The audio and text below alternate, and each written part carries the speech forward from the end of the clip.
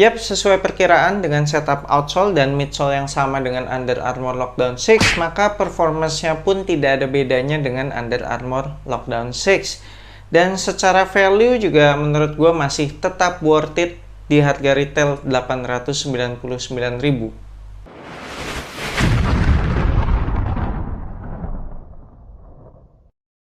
Yo, what's good abas di seluruh Indonesia, balik lagi sama gue Fadly Brainwash di Anak Basket Channel. Di video kali ini gue akan ngebahas performance review sepatu basket Under Armour Lockdown 7. Kita mulai dari traction. Untuk di lapangan indoor yang bersih sama sekali nggak ada masalah. Memang tidak bisa dibilang perfect, masih kayak ada slip-slip tipis gitu, sama sekali tidak mengganggu. Semua manuver gue juga masih tercover dengan sangat baik, mau itu lateral movement, linear movement, maupun spin move.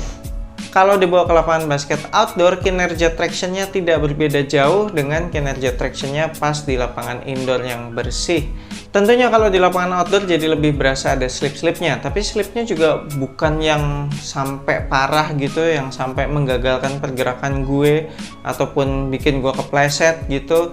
Ya slip-slip minor aja lah, dan kalau udah mulai ketempelan banyak debu paling tinggal di wipe off aja 1-2 kali gitu. Terus udah, abas kalian masih tetap bisa mengandalkan tractionnya untuk main di lapangan outdoor meskipun yang berdebu. Untuk durability-nya juga so far so good. Gue udah pakai sepatu ini beberapa kali indoor dan outdoor, dan kalau gue dorong-dorong traction pattern-nya tuh masih pada keras-keras banget, masih pada dalam-dalam, masih dalam kondisi yang prima, nggak ada yang kelihatan sampai terkikis, apalagi sampai botak gitu ya. Ini sih udah pasti aman lah buat tempur terus-terusan di lapangan outdoor. Bahan rubber outsole-nya juga termasuk yang squeaky.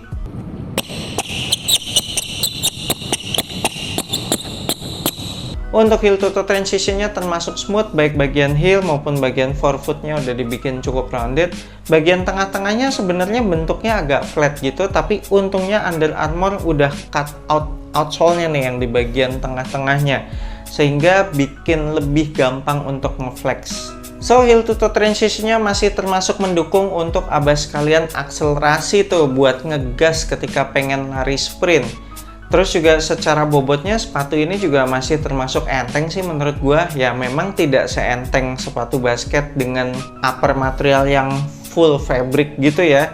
Ini karena pakai material synthetic leather tentunya akan berasa sedikit lebih berat. Terus juga material rubber outsole-nya ini juga berasa tebel banget, itu juga pastinya menambah bobot sepatu ini. Tapi on fit sih gue nggak berasa berat sama sekali sih, masih termasuk sepatu basket yang enteng kalau buat gue. Beralih ke cushion, ini cushioningnya butuh sedikit waktu break in. Kalau di awal penggunaan bakalan berasa stiff tuh, berasa keras gitu. Tapi asal udah dipakai ya 1 hari lah, 4-5 game gitu, besoknya dipakai lagi itu udah berasa lebih enak lah, berasa sedikit lebih soft, terus juga berasa ada bouncy-nya sedikit. Cushionnya juga termasuk yang lumayan responsif, court feel-nya juga menurut gue masih dapat. Bukan yang dapat banget, tapi ya masih terhitung enak lah buat dipakai untuk abas kalian yang gaya mainnya banyak melakukan gocek-gocek. Cushion di bagian heel itu berasa lebih tebal, terus ini keseluruhan cushioningnya juga fully exposed, sama sekali nggak di caging, jadi lebih memudahkan untuk compressing. Tapi memang secara impact protection ini termasuk yang standar aja sih. Kalau abas kalian masih sehat dengkulnya atau yang para young bloods gitu, ini pasti impact protectionnya udah berasa cukup banget. Tapi kalau abas kalian yang udah lebih berumur, yang lebih butuh impact protection, mungkin juga pernah punya histori cedera lutut, pastinya impact protectionnya berasa kurang.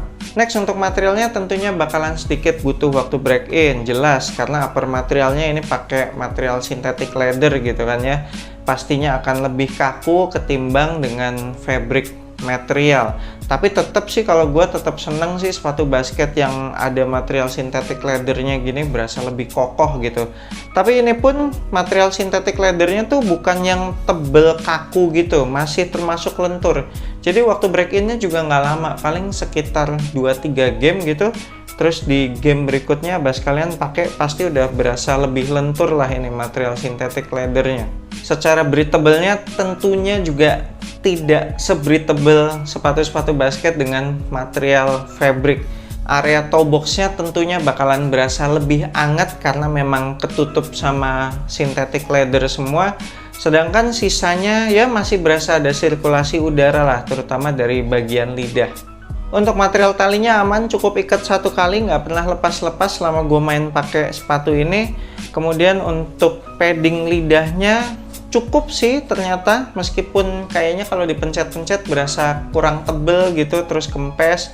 Tapi ternyata cukup sih, mungkin juga pemilihan sizingnya gue udah tepat, jadi nggak perlu ngiket tali sepatunya tuh sampai ekstrim. Kemudian padded collarnya juga udah cukup tebal, cukup padat, sekitaran pergelangan kaki itu berasa nyaman. Terus juga nggak ada masalah heel slip.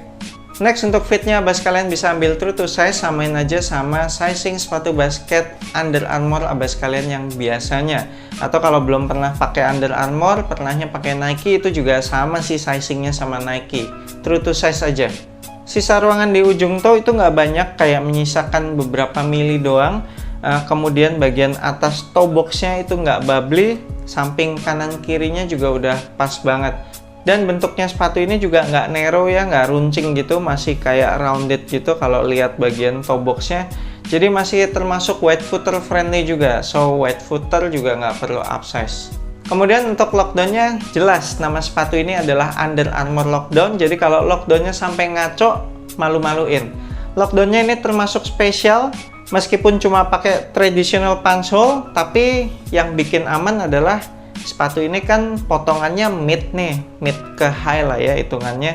Lobang talinya menurut gue udah cukup banyak, 1, 2, 3, 4, 5, 6, ada 6 level, itu cukup panjang dan cukup banyak gitu ya. Jadi asalkan abas kalian fitnya udah sesuai, pilih sizingnya tepat, terus ikat tali sepatunya juga udah proper, bagian midfoot tuh udah pasti berasa dipeluk tuh. Ditambah dengan padding-padding yang terbilang proper, nggak ada masalah heel slip pula. Jadi kaki kita di dalam sepatu ini memang nggak bisa gerak-gerak. Terakhir, untuk supportnya sama sekali nggak ada masalah sih ya supportnya. Padahal biasanya yang ditakutkan pada sepatu basket murah itu kan supportnya ya.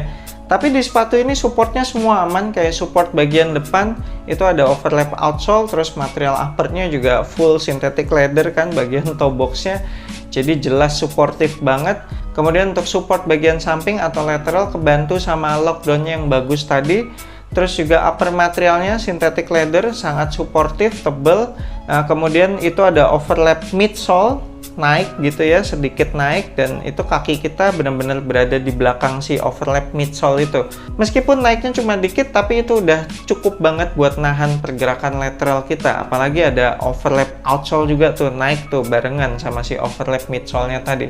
Dan meskipun di sepatu ini tidak ada outrigger, tapi base-nya sepatu ini terbilang lebar, wide base. Jadi termasuk stabil juga ketika kita mendarat habis lompat ataupun ketika melakukan berbagai manuver.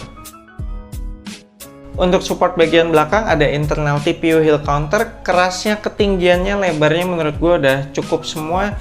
Terus juga padded collarnya udah proper banget sehingga nggak ada masalah heel slip. Jadi memang ankle gue berasa safety sih, berasa dipeluk. Secara torsional support juga menurut gue masih aman, meskipun di sepatu ini tidak ada shank plate, tapi meskipun udah gue pakai beberapa kali masih tetap rigid loh. Sepatu ini nggak gampang ditekuk-tekuk maupun dipelintir-pelintir loh, kayak butuh effort lebih gitu. Jadi secara torsional support masih oke sih menurut gue. Oke lah, sekian performance review gue untuk sepatu basket Under Armour Lockdown 7 ini. Tips and tricks dari gue, sekiranya abas kalian berasa, wah kayaknya ini Under Armour Lockdown ini merupakan sepatu basket yang cocok nih sama gue kepengen banget beli sepatu ini. Mungkin abas kalian bisa coba cari-cari yang seri sebelumnya, Under Armour Lockdown 6, karena secara performance bener-bener nggak ada bedanya, cuma beda siluet doang. Jadi kalau abas kalian lebih mentingin budget ya, over siluet gitu ya cari aja yang Lockdown 6, pasti udah diskon kan, karena itu kan artikel lama. Dan kalau udah diskon sih ya gimana ya, harga retail 899.000 aja menurut gue masih worth it, apalagi kalau udah diskon udah dapet di bawah itu udah sangat amat worth it. So buat abas kalian yang tertarik pengen kop sepatu ini, gue akan tinggalin link pembeliannya di deskripsi video bawah. Abas kalian akan langsung diarahkan ke websitenya NCR Sports. Jangan lupa masukin kode voucher asupan basket pada saat akan check out supaya abas kalian bisa dapat promo free ongkir. Oke, thank you banget dan nonton video ini. Jangan lupa support gua terus. You know what to do. I'm Fairly Brainwash. Sampai jumpa di video berikutnya. Semoga Supan Basket Anda minggu ini cukup.